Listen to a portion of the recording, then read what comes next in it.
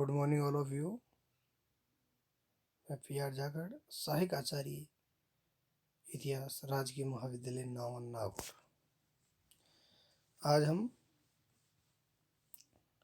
प्राचीन भारतीय संस्कृति एवं इतिहास के अंतर्गत, जो कि हमारे महर्षि दयानंद सरस्वती विश्वविद्यालय अजमेर के BA प्रथम वर्ष के प्रथम पेपर के अंतर्गत है, इसमें हम उत्तर वैदिक काल में चातुर्वर्णीय व्यवस्था के बारे में अध्ययन करेंगे। इससे पहले हम वैदिक काल या पूर्व वैदिक काल में चारों वर्णों का विकास, आर्य एवं दस्यु, पंचजन इत्यादि के बारे में अध्ययन कर चुके हैं। हमने पढ़ा कि पूर्व वैदिक काल या वैदिक काल में चातुर्वर्णीय व्यवस्था है। चातुर्वर्णीय व्यवस्था से हमारे यहाँ तात्पर्य है कि चारों वर्ण, ब्राह्मण, क्षत्रिय, वैश्य और शूद्र, ये व्यवस्था उतनी क्लिष्ट नहीं हुई थी।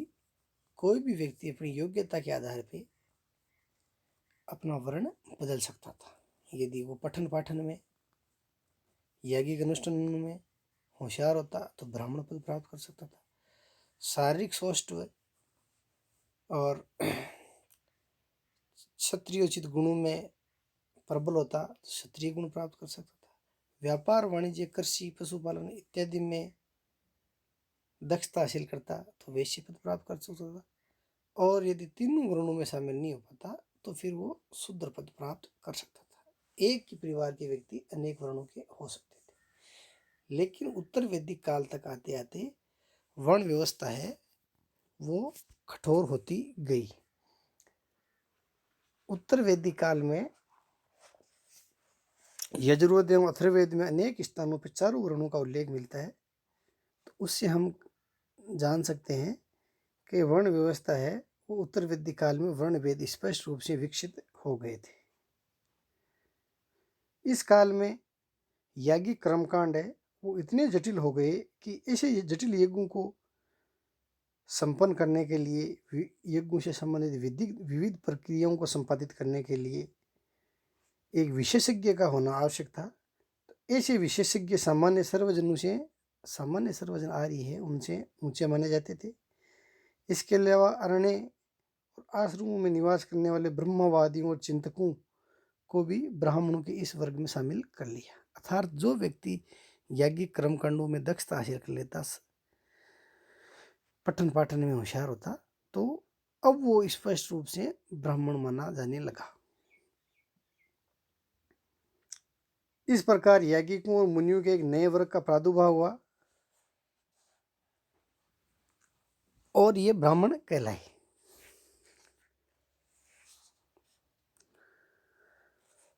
जब आर्य सप्त सिंधु प्रदेश अर्थात उत्तर पश्चिम सीमांतर क्षेत्र भारत से निकल के पूर्वी गंगा तट पे और दक्षिण में फैलना प्रारंभ हुए, तब उन्हें वहाँ के मूल निवासियों से युद्ध करना पड़ा। और जो व्यक्ति रथेष्ट यानी श्रेष्ठ रथी और राजन्य युद्ध में अपनी योग्यता प्रदर्शित करते, अपने पराक्रम से नए नए प्रदेशों पर अधिकार जमाते, तो इस प्रकार से एक नए वर्ग का उदय हुआ जो राजन्य या क्षत्रिय कहलाए। उसकी स्थिति भी सामान्य आर्य विष की तुलना में उच्च मानी जाती थी। ब्राह्मणों और क्षत्रियों के अतिरिक्त एक सर्वसाधारण आर्य जनता में सभी प्रकार के वणिक, कृषक, पशुपालक आदि भी थे। उन्हें विष या वैश्य कहा जाता था। तो इस प्रकार वैश्य वर्ण की उत्पत्ति हुई। समाज में जो सबसे निम्न वर्ण था वह था आर्य गृहस्थों की सेवा, दास, चाकर, सेवक, कर्मकार आदि, तो उन्हें शूद्र कहा गया। तीनों वर्णों के बालक है, ऊपर वाले तीनों वर्णों के बालक, ब्राह्मण, क्षत्रिय, वैश्य और शूद्र, चार वर्ण हो गए। इनमें से जो तीन वर्ण है, ब्राह्मण, क्षत्रिय और वैश्य, उनके बालक यज्ञोपवीत धारण करके द्विज बनने का प्रयास करते थे। द्विज का से तात्पर्य है कि पुनर्जन्मा। यज्ञोपवीत अर्थात जनेऊ धारण करने के बाद में उसे पुनर्जन्मा माना जाता था। तैत्तिरीय ब्राह्मण ग्रंथ में ब्राह्मणों के लिए सूत, क्षत्रिय के लिए सन और वैश्य के लिए ऊन का यज्ञोपवीत धारण करने का विधान किया गया है। और अलग अलग वर्णों के लिए अलग अलग ऋतुएं भी निश्चित की गई है कि कौन किस ऋतु के अंदर यज्ञोपवीत धारण करेगा। जैसे ब्राह्मण वसंत ऋतु में, क्षत्रिय ग्रीष्म ऋतु में, वैश्य शीत ऋतु में उपनयन संस्कार करते थे। तो इससे स्पष्ट हो जाता है कि उस काल के अंदर वर्ण भेद भली भांति विकसित हो चुका था। यद्यपि ब्राह्मण ग्रंथों के प्रणयन काल तक वर्ण भेद भली भांति विकसित हो चुके थे, तथापि उसका अभी तक पूर्ण रूप से जन्म को आधार नहीं माना जाता था। जैसा कि महर्षि विश्वामित्र है, उनका जन्म क्षत्रिय कुल में हुआ, फिर भी उन्होंने ब्राह्मण पद प्राप्त किया और राजा सुदास के पुरोहित बने। ऐसे अनेक क्षत्रिय राजा थे जो अध्यात्म एवं आत्मचिंतन के लिए बहुत प्रसिद्ध थे और ब्राह्मण भी उनके पास जाके ज्ञान प्राप्त किया करते थे। जैसे कि श्वेतकेतु के पिता ब्राह्मण उद्दालक जो पांचाल के क्षत्रिय राजा प्रवाहन जाबाली के पास ज्ञान प्राप्त करने के लिए गए थे। ब्राह्मण भी ऐसे बालकों को विद्या प्रदान करने में किसी प्रकार का संकोच नहीं करते थे जिनके कुल या गोत्र का पता नहीं है।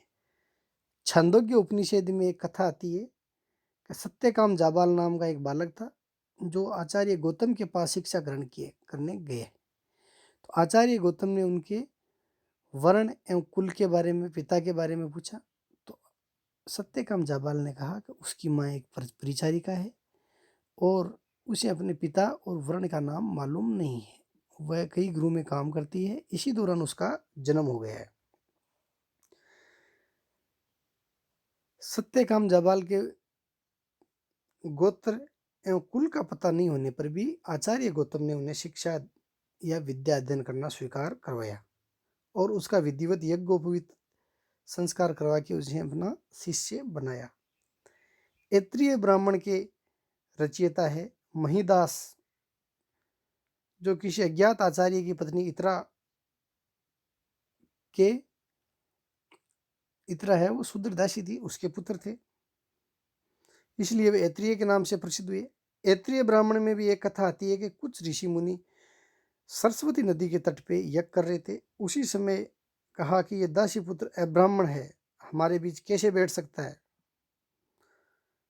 किंतु एलुस कवच नाम का एक ऋषि था जो ब्राह्मणों के बीच में बैठे हुए थे। ब्राह्मणों ने कहा कि ये हमारे बीच में कैसे बैठ सकते हैं। जब एलुस कवच का उनको परिचय प्राप्त हुआ, उनके ज्ञान से अभिभूत हुए, तो उन्होंने कहा कि ये तो परम विद्वान है, देवता भी इसे जानते हैं। एक अन्य कथा आती है महाभारत में कि राजा शांतनु के भाई देवापी ने याज्ञिक अनुष्ठानों में विशेषज्ञता हासिल करके ब्राह्मण पद प्राप्त कर लिया था। तो इस प्रकार से व्यक्ति उच्च पद भी प्राप्त कर सकते थे। इस युग में विविध वर्णों में वैवाहिक संबंध भी होते थे। जैसे कि महर्षि च्यवन जो ब्राह्मण थे, उन्होंने राजन्य या क्षत्रिय राजा सरियाती की कन्या से विवाह किया। इस प्रकार से उदाहरणों से स्पष्ट है कि उस समय वर्ण भेद ने ऐसा रूप ग्रहण नहीं किया था कि ब्राह्मण और क्षत्रिय कुल में जन्म लिए बिना भी कोई व्यक्ति इन वर्णों में शामिल न हो सके।